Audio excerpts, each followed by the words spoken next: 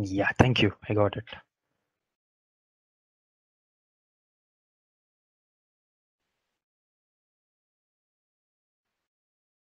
Yeah.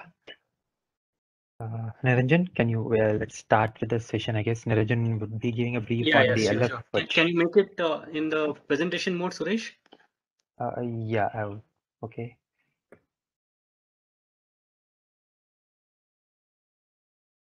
Are you able to view?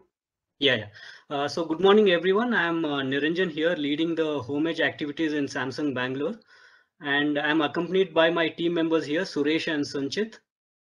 So today we would be presenting about our open source project that is related to homage, and this comes under the Linux Foundation umbrella. So just to give a context about Linux Foundation, I think Dr. Arpit already gave a good intro in the morning. So at a macro level, the Linux Foundation's Edge mission is to basically create a unified community for the open source edge. This kind of a community will basically facilitate the cross industry collaborations between IoT and other ecosystems. So that is one of the major missions. And the another objective of this Linux Foundation Edge mission is to accelerate the adoption of these homage frameworks and solutions which we develop across various different industries. So that is the kind of key which we are going to talk about today. Next slide, please.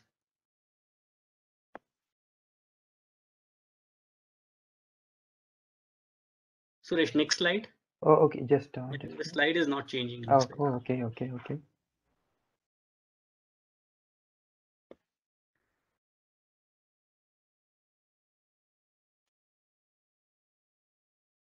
Yeah, one slide before this. Yeah, so just to give a context about what Homage is, it is basically a reliable and an intelligent open source framework, which we have been working on this for past 2 years. And this provides a mechanism to discover devices across home, control them, and also facilitate a seamless mechanism to offload the computational task among these devices, which are being discovered at home. So that is the key functionality of this Homage. And apart from this key functionalities, there are other various different components which we have developed and which we have been developing over a period of time. And these components provide functionalities like device to data storage, because there could be a lot of IoT devices data which needs to be stored, and we facilitate that mechanism. And also we provide APIs to fetch these device data and events and share it across with the cloud through a cloud synchronization. So many of these we will be demonstrating in today's developer session. And to give a perspective about what our future long-term vision is basically to exploit the distributed platform architecture and facilitate the distributed AI ML kind of operations to be capable to be run on the home environment using our Homage framework. So that is our long-term vision. And I hope this kind of sessions will definitely help us to get more developers, help us to onboard more developers into our open source ecosystem. So before we deep dive into the developer session, let us understand why this homage is important, what impact it could bring about, and mainly from the market's needs perspective. And also we would talk about the fundamental problems what this homage would solve. Next slide, please. So if you look at the figure on the left hand side, we understand that in today's world, every place in the household is getting smarter. You can see right from the bedroom to the kitchen to the bathrooms, we have a lot of number of devices that are interacting smartly. Though many of these devices are limited by hardware capability, but if we fix them together, they become very capable, and that is where Homage is going to play a very important role in building this kind of an ecosystem. And this market is projected to be around $6 billion by year 2022. I'm sure as the devices proliferate, this number is going to explode exponentially, because this is an year 22 data. So definitely by year 25, we would see almost a 5x exponential growth in this market segment. And along with this market value, one important thing what this edge home edge computing provides is that it solves two important problems. One is the latency part. It solves the latency issue. And if you see here on the right side, as per statistics, an approximate latency of around 0.8 milliseconds is added for every 100 miles of communication. So, and this becomes one of the primary reasons for impacting the user experience. And this latency can be reduced negligibly by the deployment of our home edge into the home ecosystems. And the second problem which it solves is about the privacy part. And as you all know that privacy is becoming very important year on year. So with the provisioning of this kind of home edge environment within your home, the users feel free to share their data, because most of the processing will happen everything locally, and the users can exploit that local utilization of the data, as well as some interesting AI ML kind of applications if we are able to build in the future. Those also the users can leverage. So these are fundamentally two important things which acts as an advantage or kind of problems which the home edge solves. And just to give a brief about what are the drivers, key drivers and enablers for home edge, this slide gives an overview of that. So as the smart home devices are proliferating and it's getting into the mainstream, we need more set of common APIs, gateways, and interfaces to not only connect with each other, but also to exchange data seamlessly across each other, so that it can facilitate offloading of the task. It can facilitate some interesting AI ML kind of applications. So in collaboration with each other, we can definitely open up more opportunities, especially in the area of AI ML. As I mentioned in my initial slide, our long-term plan is to take forward this home edge to the next level, that is the distributed platform architecture, where we can distribute the AI ML processing across all the devices at home. And also one of the key advantages or enablers could be that since we are sharing the data at a zero cost, it's almost a zero cost, because everything is at home and we are exchanging information between these devices. The cost involved is very, it's almost zero, and also the latency involved is very negligible. So that is one kind of an enabler. And finally, for some time critical task like health emergencies, edge computing is definitely going to be an important space. And that is where I would invite many of the developers here to come forward and contribute to this open source community. So with this, I would ask Suresh to take it over from here. Yeah, thank you, Niranjan. We'll deep dive into the dev sessions here. Thank you. Yeah. So till now we have seen on the high level perspective of what home edge is and what is the need for the home edge and what we are trying to achieve by this open source home edge project, which is under LF-Edge umbrella.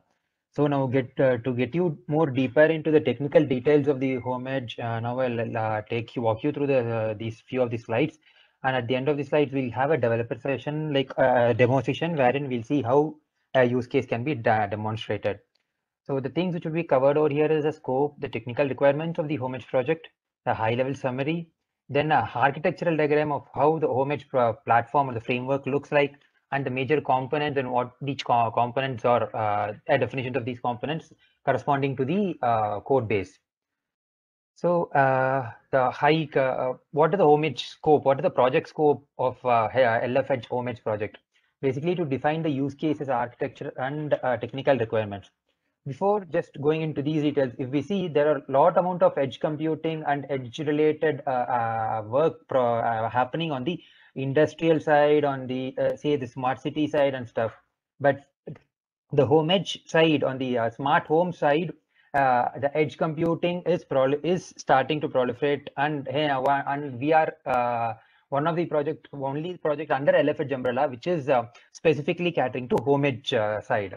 So we try to define use cases within the smart home edge computing framework, and then the architecture, and define the technical requirement out of these use cases and architecture. So at the end of the day, any developer has to can use the APIs which we are exposing for service offloading, basically, which the edge computing, though the data privacy and the data synchronization to the cloud is there. But if we have the edge computing being done at the smart home side, it is going to give us a more smartness and more speed to respond to the requirements of the home. So the service offloading is one of the key feature of smart home edge project.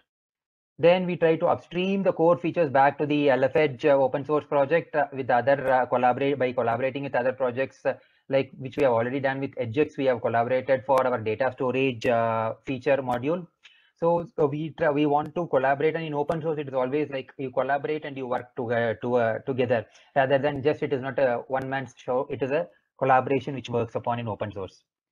So these are the scope of Homage project, and these when we see into the technical requirements, it drives down into there are many devices in home. So I need to discover these devices and then the services these devices have. So I think a use case would be more helpful to understand what this project is doing. Say in a home, there is one camera, there's a laptop, and there's a phone, which are all on the same network, same Wi-Fi network. And the camera is getting a live video feed, and it has to say understand recognize the person who is standing at the doorbell. So by recognizing the person, it can automatically unlock the door or not allow him. So but it doesn't have the face recognition capability. But say the laptop or the phone has the capability. Can this camera use the capability of this laptop or phone in the same network rather than getting this work done from the cloud? So this is the one-liner use case, one-liner point MVP, I would say, of Homage project. Getting the work done, computing done at the home network itself. So for this, we need to discover the devices as well as we need to discover the services these devices offer. So that is the one of the key important feature. Though you discover devices and services, but always there needs to be quality of service which should be guaranteed, because then say for example if the user moves out, it is always the mobile goes along with the user nowadays. So the mobile also goes out, and hence the number of devices and the services changes automatically. So the quality of service needs to be guaranteed if there any offloading and functionality is happening upon. And in any of the edge framework or platform, say you take it as an AWS GreenGrass or Azure or IoT Edge, nowadays the distributed machine learning or machine learning module is like untold component which is always bundled with edge framework. So we are also planning to have a machine learning module along with our home edge platform. And other requirement, if you see, is in home, it is not a say we don't have the smart home devices from a single vendor. It is always a multi-vendor, and multi-vendor interoperability is more needed. So that is one of the key, another requirement to have it as an open source project and open APIs, which any developers can use for different devices. Next is it is user devices which are being handled in smart home. So it could be ranging from the user speaker where he speaks a lot of his speech is being recognized, or it can be his health related stuff which are being related by the health devices which are there in the phone, which are there in the smart home. So privacy plays an important. Is also another important technical requirement for this project. Going into the high level summary. So edge orchestration is for easy connection and resource utilization among the edge devices which are there on the same Wi-Fi network or the same home network. So that is the target which this project tries to attain. And current code which has been there on the LF Edge on the GitHub, if we see, we try to cater to discovery of devices which are REST-based devices and service offloading for these same REST-based devices. So this is the next, so we can say this is a protocol currently supported, REST-based protocol is being supported. Next, but we do have plans of having the MQTT and the most emerging chip also in our roadmap and pipeline. And we are always open. As I said, it's open source. We can collaborate with developers who are open up, and they can contribute towards the project. I'll give you at the end of the session on the details of where we can get the code and how you can contribute towards it. Next is service offloading. As I mentioned, there is a service offloading module. And say in the same use case which I mentioned, the face recognition, say the camera wants the face recognition and the laptop has the face recognition service as well as the mobile has a face recognition service. But I need to offload it to one of the efficient device and get the work done in a faster manner. So I need to select the device. So device selection is being done on some as a scoring mechanism, we can say. Sorry.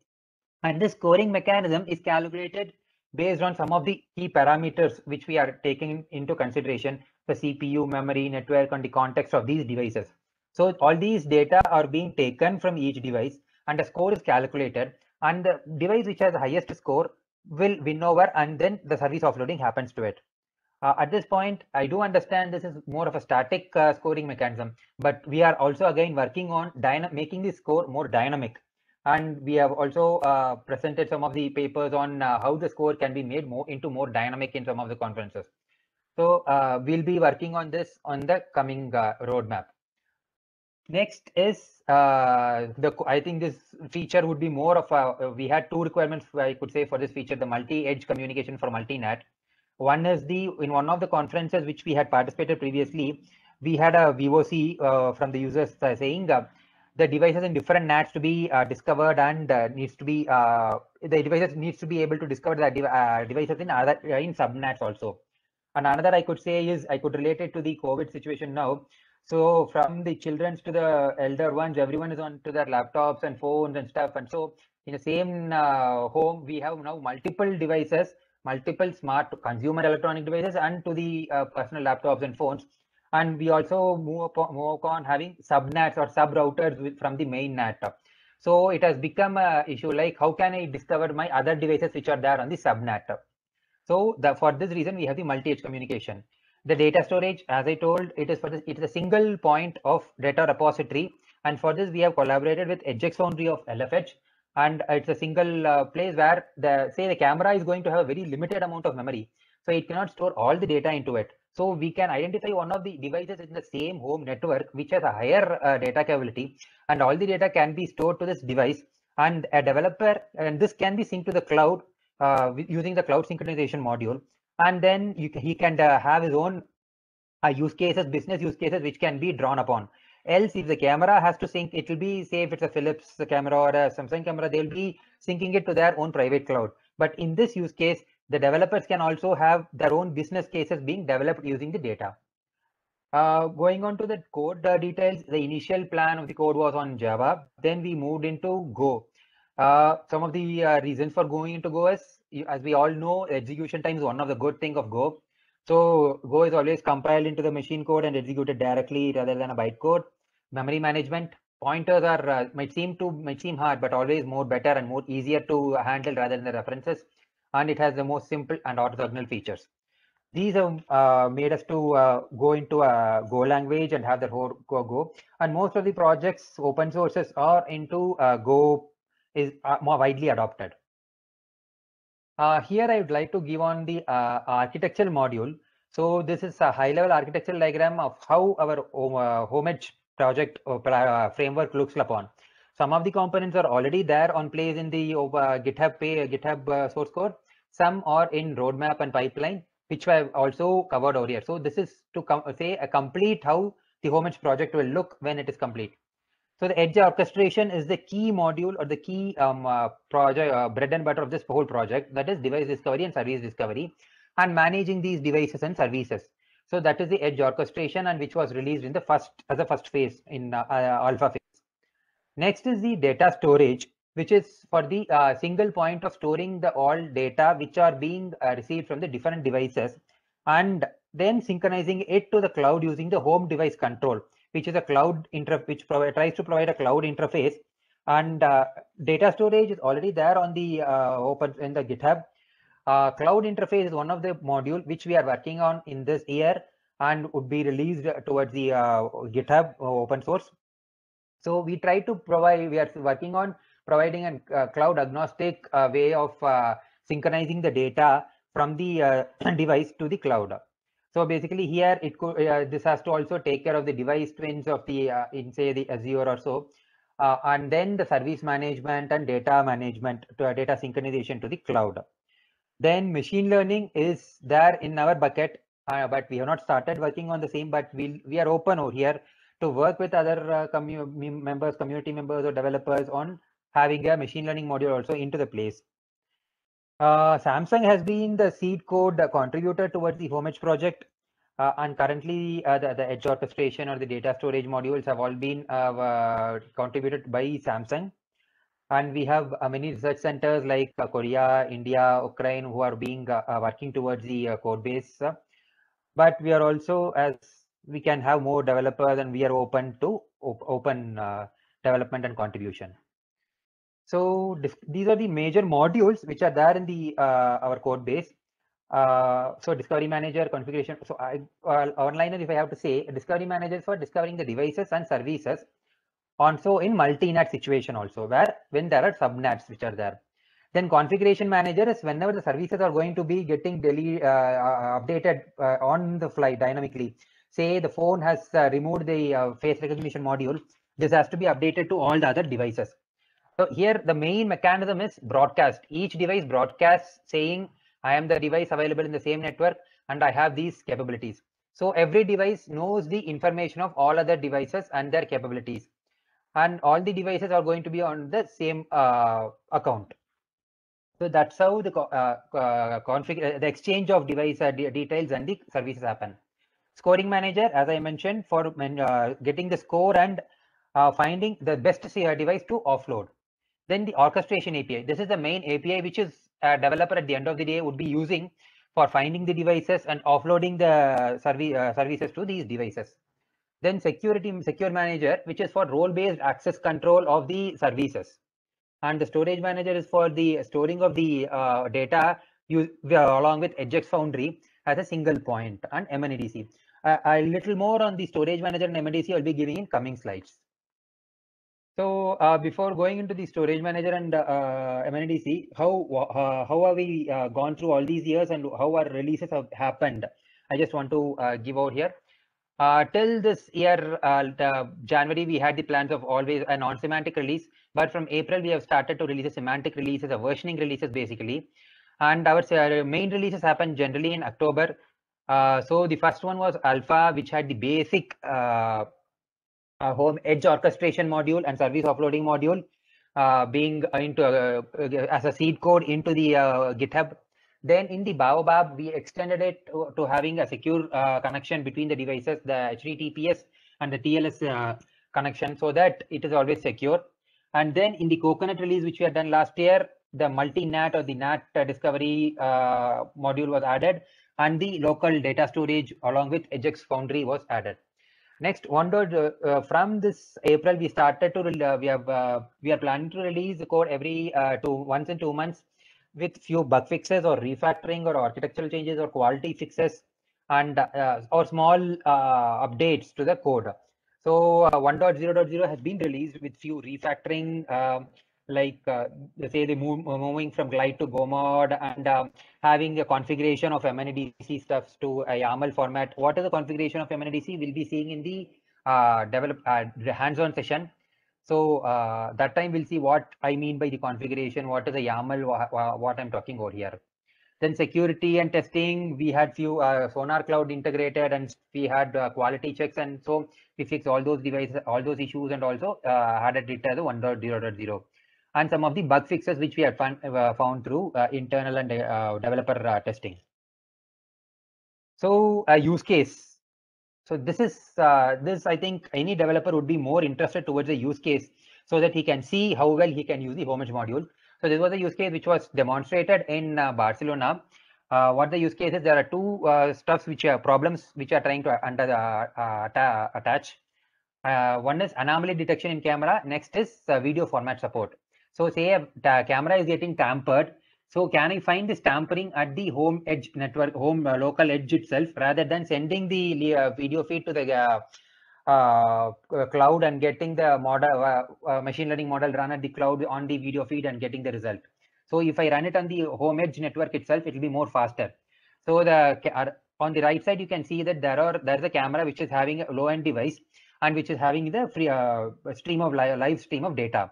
And there are two other devices, laptop and mobile, which are on the same Wi-Fi network or the same home edge network, and both of them have the home edge framework which are being built and running.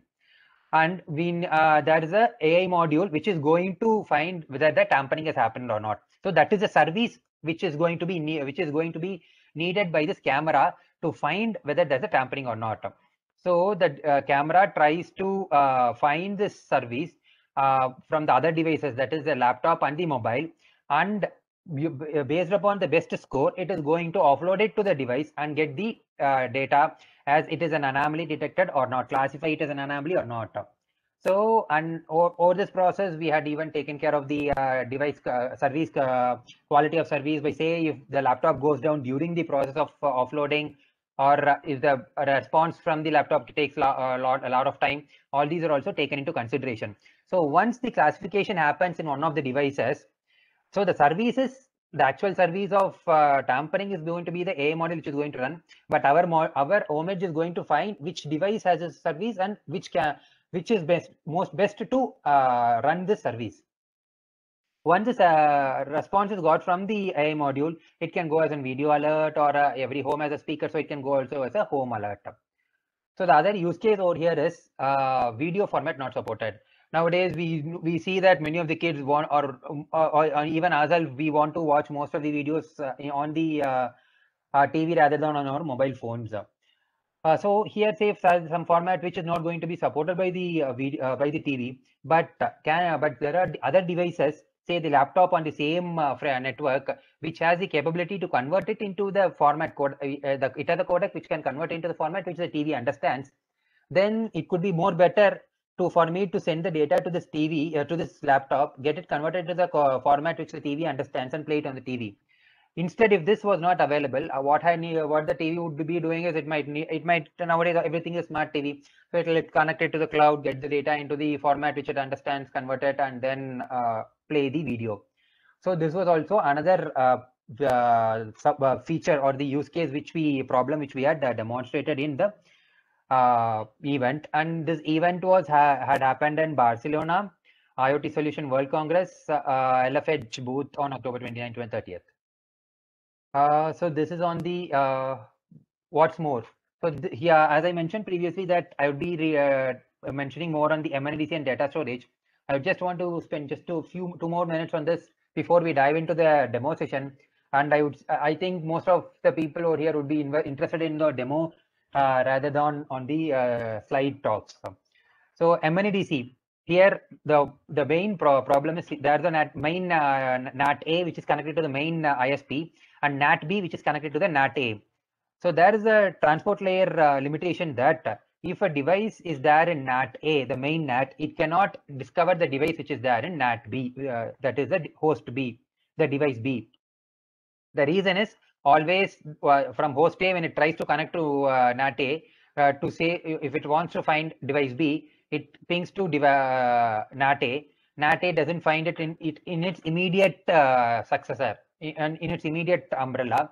So it goes into the internet, which is the one layer above the ISP. So it cannot able to find. But rather, if you say the host B, if it wants to discover this host A, it pings to NAT B. NAT B sees that host A is not under its same NAT. So it moves into one layer above, which is the NAT A. And NAT A can find the device host A. And so this happens. So always from the subNAT to main NAT, the device discovery happens, whereas the other way doesn't happen.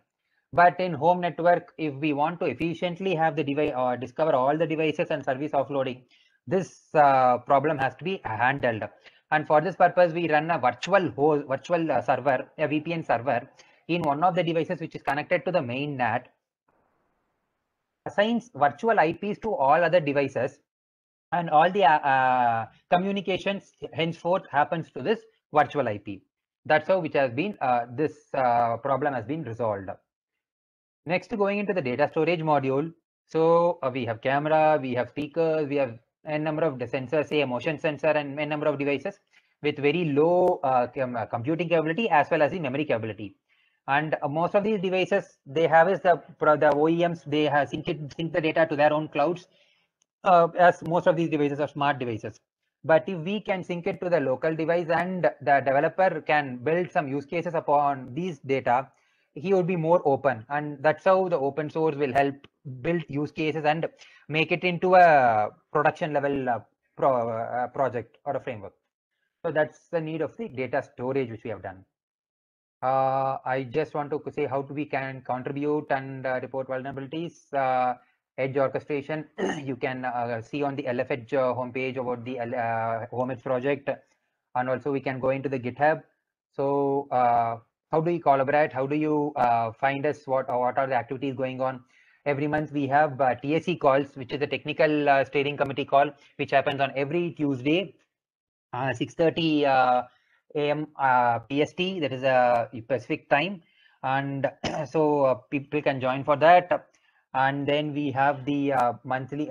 This happens every month, and we have the Slack channels and GitHub page is there, wiki is there, and Slack is open where we can have communications on their views, and developers can post their requirements and can start contributing towards the code also. I just wanted to cover on this. So now we'll go into the demo session, wherein my colleague Sanchit would be giving you the details of how to download the code, from downloading to using for a use case of service offloading. Over to you, Sanchit. Thank you.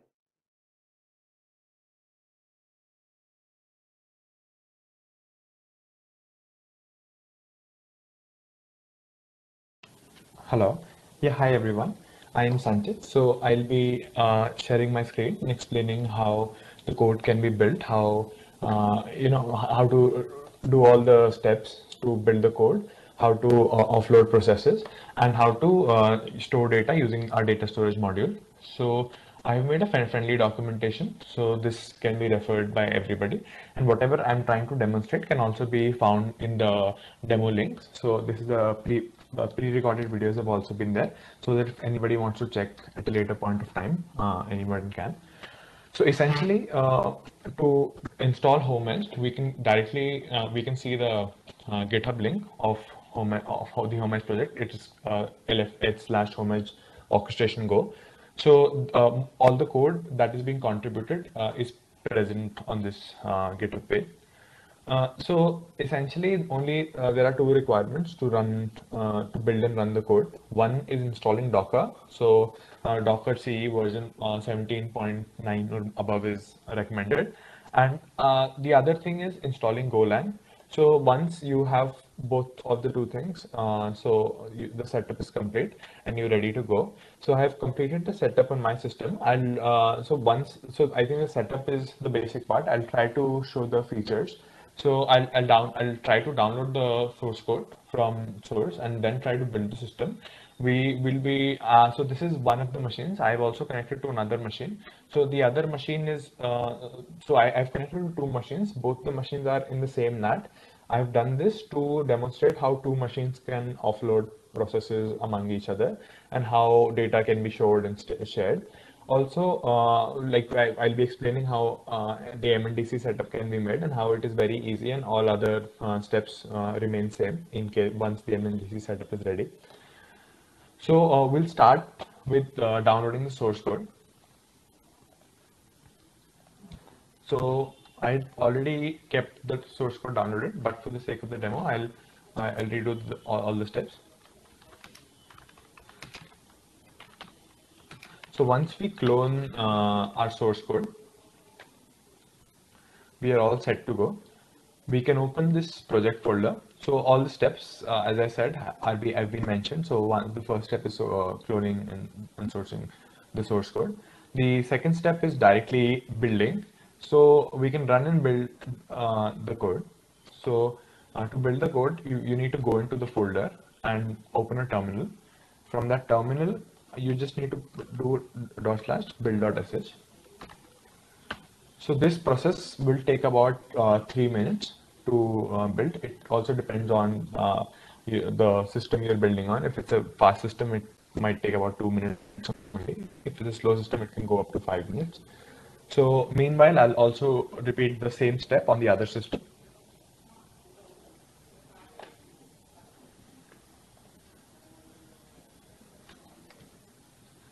So as you can see, I've already downloaded the source code from GitHub. I'll just build it.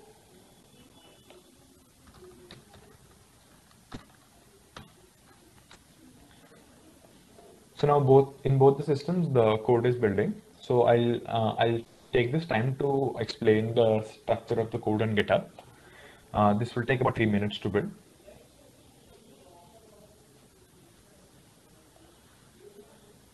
So there are as you can see, there are multiple folders on our GitHub. So most of the code is present in the internal folder.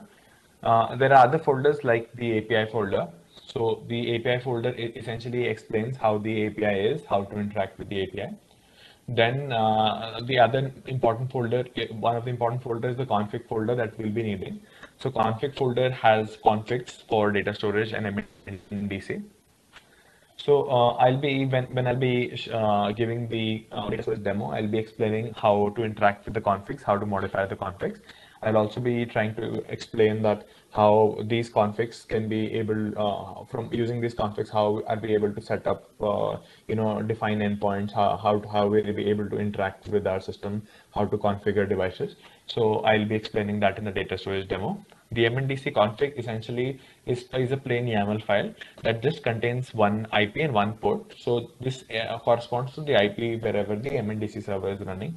So as Suresh previously explained, so this is the MNDC is a scenario where we have a hierarchy of routers, as in you have a main router and then you have a sub router, or you have a series of sub routers. So how do you use this edge setup there? So I'll be explaining that when I'll be explaining MNDC. So then there are deployments. So deployments are essentially our data storage module is using Ajax Foundries as the data storage component. So Ajax Foundry Dockers need to be up and running. So we've provided the Compose Docker Compose file right into our repository for easy access. So we can just turn on these Dockers using this Docker Compose file. Then we have docs. So these docs can help, for every component. So I'll be briefly explaining 3 components, but in case you want to go into more detail, understand Homage from a security point of view, see how we do our testing, see how to add a new platform. So everything is available inside the docs.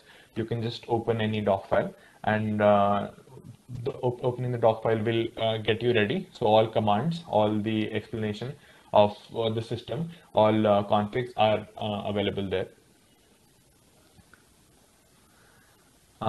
So we have got some examples. So Homage can essentially be built on a native platform also, and a Docker platform also. So examples for the native platform are given in example/native. As I told previously, that most of the code is inside the internal folder. So I won't really go into all the code for the purposes of the demo, because that will be very expensive. But to just get an overview, all the controller code and all the functionalities that we are building off is in the controller. So this is the part where most of us would be contributing to. Then there are databases. So we have a lot of databases, and all the interactions are managed in the DB. All the API interactions are managed by orchestration API, and all the REST communication is managed using the REST interface. Then we have a lot of testing setups, and we primarily use zero config. So we have a third-party folder that currently contains zero config. Then there are other tools for file initializations, adding orchestrators, system files. So that is taken care of in the tools folder. We have passed multiple batches. One of the batches is CII best practices that we passed recently. So with this, I'll go back to the build and see if it's done or not. So as we can see that the build is ready. We'll just check Docker logs. So I've given the command on the page.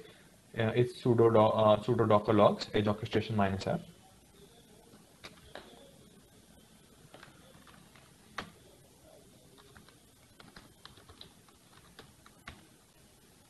So we can see that when seeing the logs, we can see, so these are essentially all the logs of discovery, all the logs of when we offload processes can be seen over here. So essentially this provides us from a developer perspective a backend view of the system.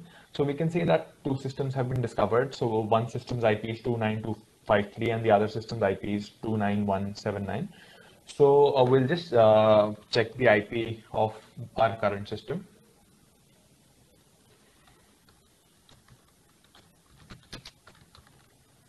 So we can see the current system's IP is 29179. So this system is added to the discovery. And we can also see that the other system that we just built on is also added to the discovery.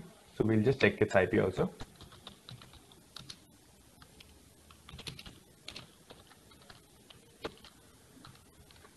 So as you can see, the IP is 29253. So both of these systems have been discovered in the primary system.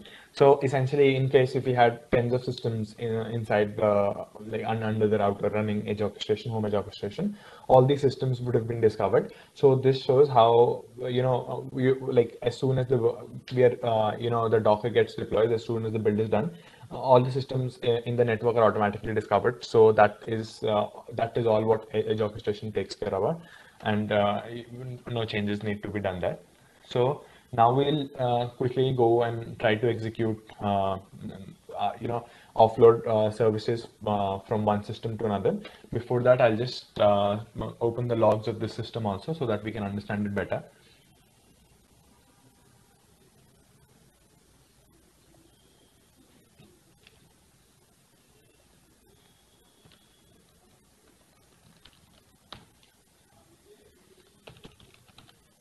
So we can see that in this system also, both of the systems are discovered. Okay. So now we'll go to our main system. I'll explain the command that I'll be giving. So this is essentially just an API call. So this can be done via the terminal and via Postman. So I'll be using the terminal for now.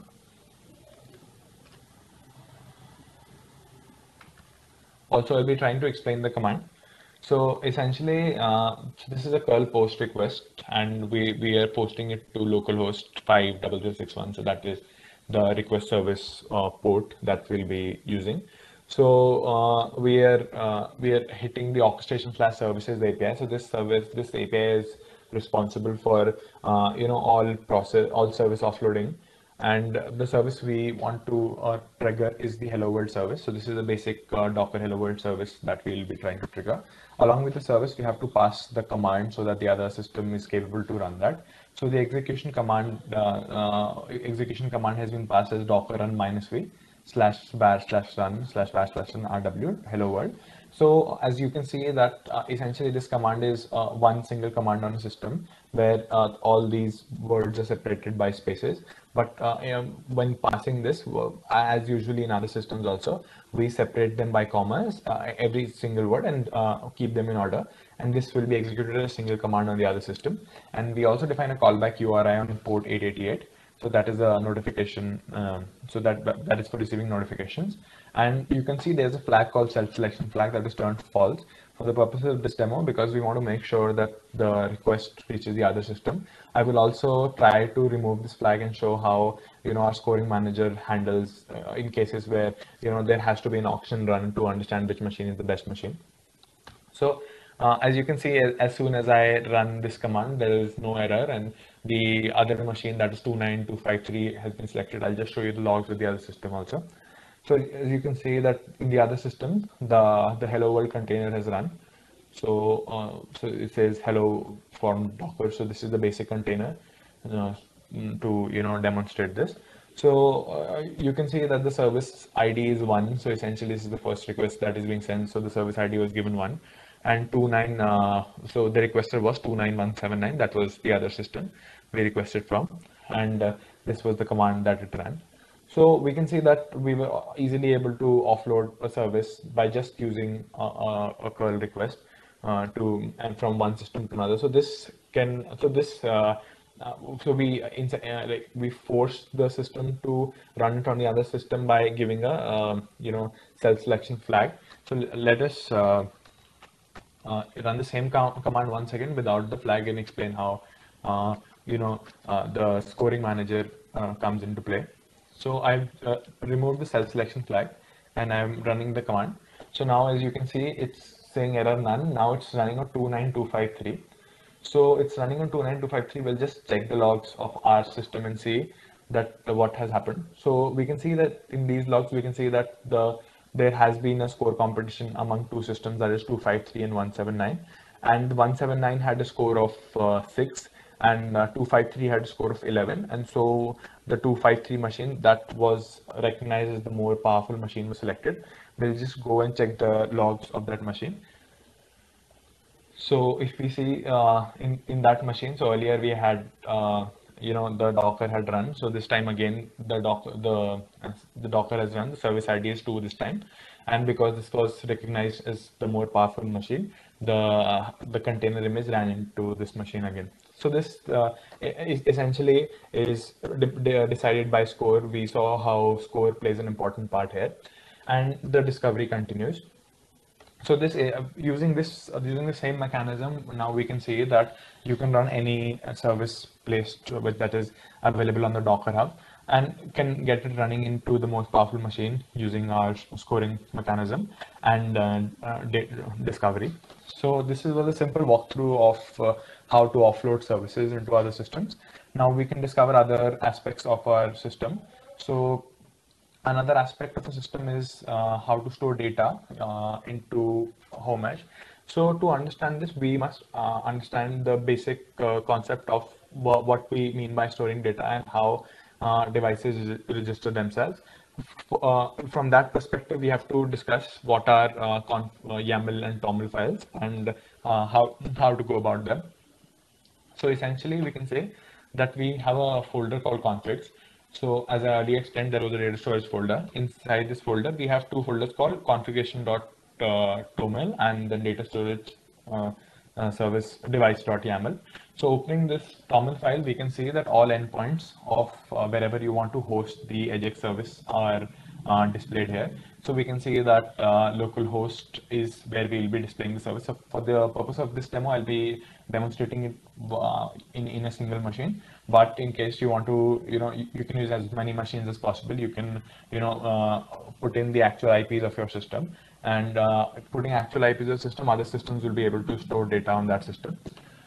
Also, the ports of individual services are given as in 8500499986. So essentially, this helps us identify where our database is being stored, where the metadata is being stored, where the logging is being done. So, and then there are some device details along with it, and then there's a device list. So before moving to the device list, I'll just quickly explain the YAML file. So YAML file essentially helps us understand that what is the type of the device and what is the data type of the data that can be stored. So we can see that our type of device is called data storage, and this type of device can store JSON, integer, float, JPEG, PNG, and string type of data. So this data essentially, this is all the type of data that devices of type data storage can store. We can see that we have defined a device called data storage again, but the type of this device is data storage. So this will be responsible for storing all kinds of data. So we'll be looking at how everything of that is done. So, so the first step is moving both of these files to var/edge orchestration. So you can do it by a simple command called cp sudo cp. Moving both the files to var/edge orchestration for that data storage. I'll just be demonstrating that.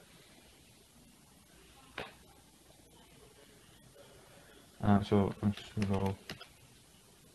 I'll just go to the directory and show you that.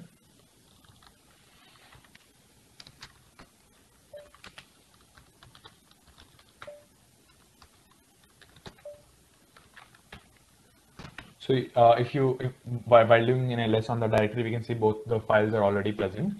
So I previously copied both the files in that folder. You can also, when you're running this service, you can also copy both of the files in this folder. So after copying these files, you just need to run the edge orchestration once, build the edge orchestration once again. But before doing that, we need to turn up the EJX servers. So EJX servers are, as I previously mentioned, are placed in deployment/data storage. So we'll just go to that folder quickly. So going to deployment/data storage, we can see that there's a Docker compose file. All my Docker servers are already up and running, but I'll just give a command to show that. So this step takes about 4 to 5 minutes. So I kept these containers running for the purposes and the time constraints of the demo. As you can see, all my containers are running, and all the type of data, as in metadata, commands, all the core data can be stored into these systems. So I'll go into the logs of my current system to explain. So essentially in a real, so essentially what you need to do is post your containers are up and running and post migrating these files to /var/edge orchestration, you just need to do a build again because my containers were running and I had already moved my files to the corresponding directory. The last build was able to recognize that data storage device. And because it was able to recognize the data storage device, I will be able to run all data storage functions also. I'll just go and show the logs once more.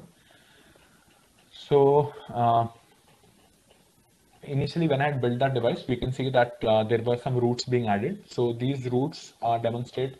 So these are the API routes that help us, define our devices and interact with them. So the device is located on localhost /49986, as you can also see in the config file.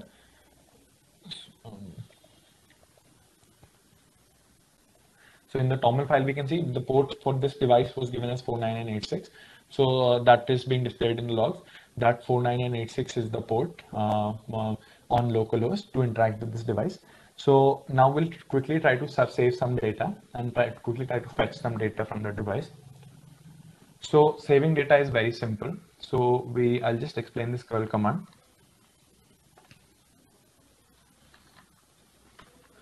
So to save any kind of data, what we need to do is, to save any kind of data, we just need to interact with the resource resource API. So essentially, because the device is hosted on 49986, so we are giving it localhost /49986. API v1 will be standard for all APIs, and resource/data storage. So data storage is the name of the device we're interacting with, and we're trying to store a string kind of data. So we've written /string over here, and we're expecting text/plain data type, and we're trying to store hello world into the system. So once we do that, so data is saved there. To fetch this data back, we just need to, I'll just remove the data because we need to fetch it now. And I'll just simply change the post API to a get API.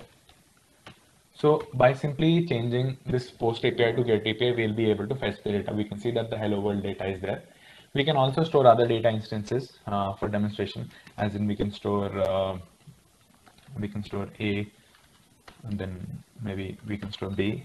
I'm trying to store multiple data instances to show that how all these data instances can be fetched together. So in case you want to have a look at all these data instances, you can open your browser, or you can fetch it through Postman to get on 48080 on the data storage API, and you can see all the data that we stored, C, B, A, and hello world is all present in this in this page itself. So we can see that the data storage is essentially how we were able to interact with data storage, and we were able to put data, and we were able to fetch data from that. Now you can also store binary data like PNG and JPEG images, but that data will be converted to base64 format and be stored. And whenever you fetch the data back, that can be reconverted to byte data, or as you call PNG or JPEG data.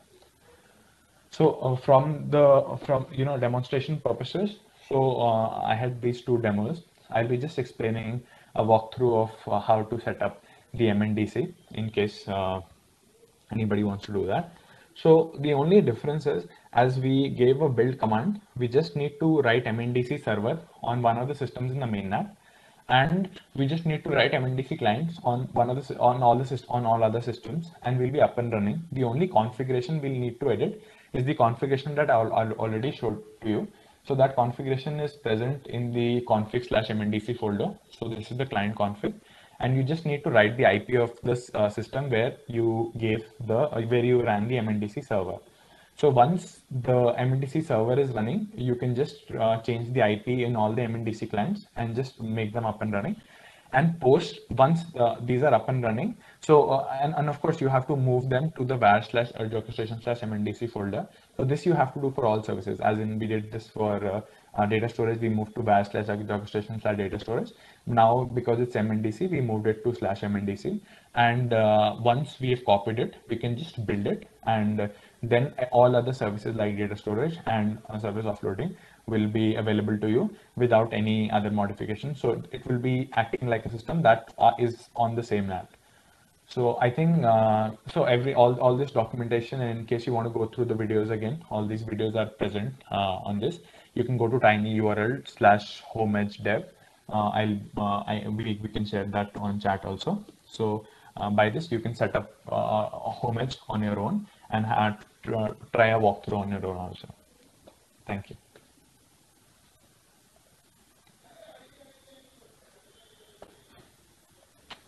You